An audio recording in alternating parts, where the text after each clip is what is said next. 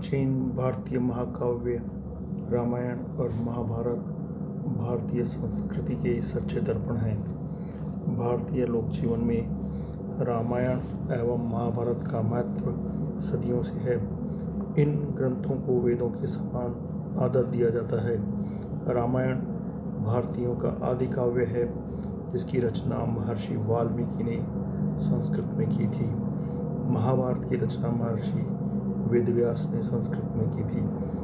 रामायण एवं महाभारत के रचना कालों में सदियों का अंतर है, किंतु इनके रचना काल को सम्मिलित रूप से महाकाव्य काल कहा जाता है।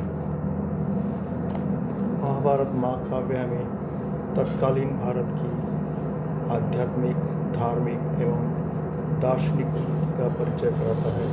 तथा हमारे प्राचीन महाकाव्य रामायण और महाभारत हमारी सांस्कृतिक और जीवन मूल्यों को प्रतिबिंबित करने वाले ग्रंथ ही नहीं हैं, बल्कि हमारी साहित्यिक विरासत भी है।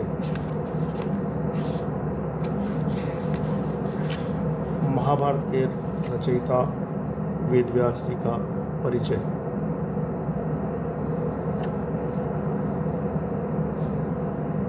ताम्रयुगीन भारतीय सभ्यता में हुए एक युद्ध की कथा के माध्यम से प्राचीन आर्य संस्कृति के वैभव को समग्र रूप से प्रस्तुत करने वाले महाभारत नामक महाकाव्य के रचयिता वेदव्यास हैं।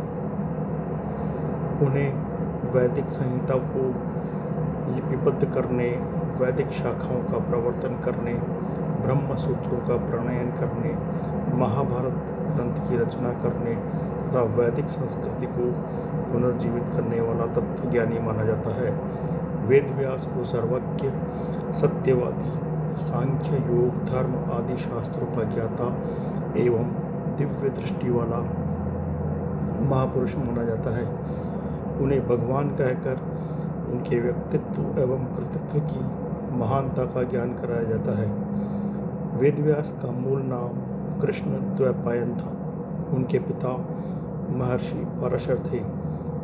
महाभारत के आदि पर्व में आए उल्लेख के अनुसार एक बार महर्षि पराशर तीर्थ यात्रा करते हुए यमुना नदी के किनारे पहुंचे। उस समय धीवरों के राजा दाशराज की कन्या सत्यवती नाव खे रही थी। महर्षि पराशर उस नाव में बैठे।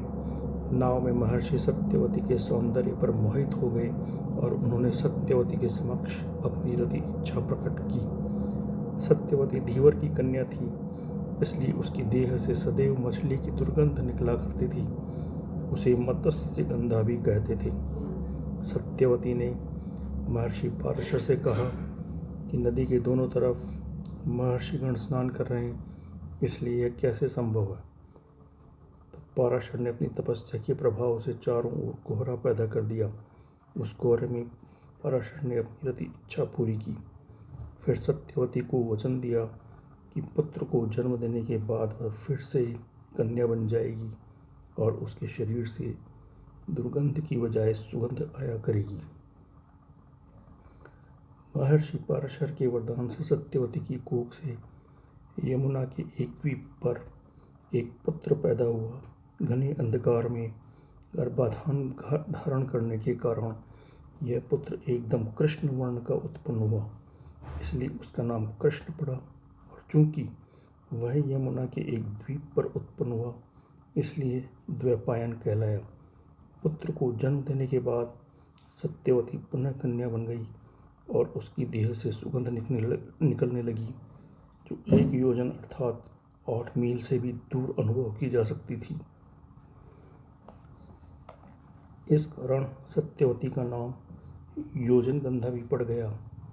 इसी सत्यवती का विवाह कुरुवंशी राजा शांतनु से हुआ, जिसके चित्रांगद और विचित्रवीर्य नामक पुत्र उत्पन्न हुए और उसी से कुरुवंश आगे बढ़ा। इसी कथा की रचना करने वाले वेदव्यास थे।